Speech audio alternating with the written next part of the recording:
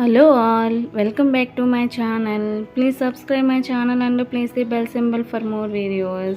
ఇవాళ రెసిపీ వచ్చేసి పెసర వడియాల కర్రీ అండి.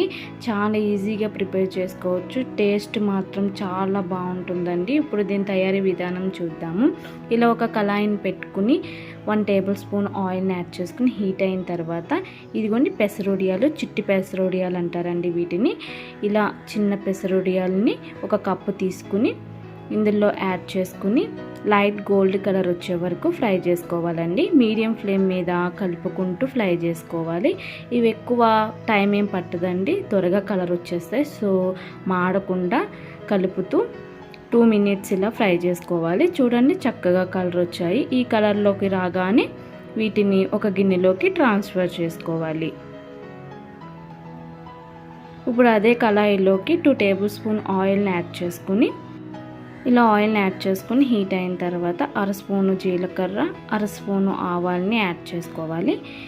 అలానే కొద్దిగా కరివేపాకును కూడా యాడ్ చేసుకుని చిటపటలాడనివ్వాలి. ఇలా కొంచెం వేగిన తర్వాత 2 మీడియం సైజు ఉల్లిపాయల్ని చిన్న ముక్కలుగా కట్ చేసుకొని యాడ్ చేసుకోవాలి. ఇవి సాఫ్ట్ అయ్యే వరకు ఫ్రై చేసుకోవాలండి. మీడియం టు హై ఫ్లేమ్లో పెట్టుకుని ఇలా కలుపుకుంటూ క్లోజ్ చేసేసి 5 మినిట్స్ సాఫ్ట్ అయ్యే వరకు కుక్ చేసుకోవాలి. ఇలా ఒక గిన్నె తీసుకుని నేను చూపిస్తున్నంత సైజులో చింతపండుని తీసుకుని వాటర్ వేసుకుని నానబెట్టుకోవాలండి. ఇలా ముందుగానే చింతపండుని నానబెట్టుకోవడం వల్ల గుజ్జు అనేది చాలా ఫాస్ట్గా వస్తుంది. ఇది ఇలా నానబెట్టుకుని పక్కన పెట్టుకోవాలి. ఇప్పుడు ఉల్లిపాయ ముక్కలు మగ్గాయో లేదో చూద్దామండి. చూడండి చక్కగా సాఫ్ట్ అయిపోయాయి. ఇప్పుడు ఇందులోకి 3-4 పచ్చిమిర్చిని ఇలా ఒక టమాటాని చిన్న ముక్కలుగా కట్ చేసుకుని యాడ్ చేసుకోవాలి. ఇది కూడా మంచిగా సాఫ్ట్ అవ్వాలండి ఈ టమాటా అనేది కూడా. ఇప్పుడు ఇలా బాగా కలుపుకొని క్లోజ్ చేసేసి 2 మినిట్స్ మగ్గబెట్టుకోవచ్చు. చూడండి చక్కగా సాఫ్ట్ అయిపోయాయి. ఇప్పుడు ఇందులోకి 1/2 స్పూను పసుపు, రుచికి సరిపడా సాల్ట్, నేను 2 టేబుల్ స్పూన్ సాల్ట్ని యాడ్ చేసుకున్నానండి.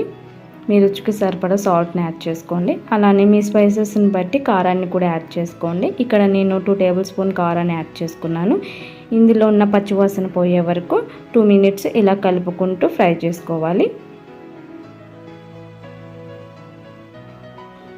ఇప్పుడు ఇందులోకి చిన్న గ్లాసుడు వాటర్ని యాడ్ చేసుకోండి. ఎక్కువ వాటర్ ఏం అవసరం లేదండి, తక్కువ వాటరే పడుతుంది. సో ఇలా వాటర్ని యాడ్ చేసుకుని ఫ్రై చేసుకున్న వడియాలని ఇందులో యాడ్ చేసుకుని బాగా కలుపుకొని క్లోజ్ చేసేసి మీడియం ఫ్లేమ్ మీద 2 మినిట్స్ కుక్ చేసుకోవాలి. చూడండి వాటర్ అనేది ఇంకిపోయి ఆయిల్ అనేది పైకి తేలింది. ఇప్పుడు ఈ స్టేజ్లో చింతపండు నానబెట్టుకున్నాం కదండి, దాన్ని రసం తీసుకొని ఇలా యాడ్ చేసుకోవాలి. ఇలా ఒక గ్లాసుడు చింతపండు రసాన్ని యాడ్ చేసుకొని స్లోగా సైడ్ నుంచి కలుపుకోవాలండి. ఎందుకంటే ఇరిగిపోయే ఛాన్స్ ఉంటుందండి, అంటే సాఫ్ట్ అయిపోయాయి కదండి వడియాలు.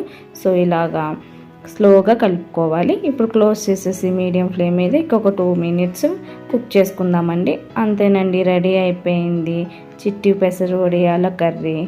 చాలా టేస్ట్గా ఉంటుందండి. కూరగాయలు ఏమీ లేనప్పుడు ఇలా వడియాలతో కర్రీ చేసుకుంటే చాలా బాగుంటుంది. ఈ వీడియో కనుక మీకు నచ్చితే ప్లీజ్ సబ్స్క్రైబ్ చేసుకొని మన ఛానల్ని. Thanks for watching.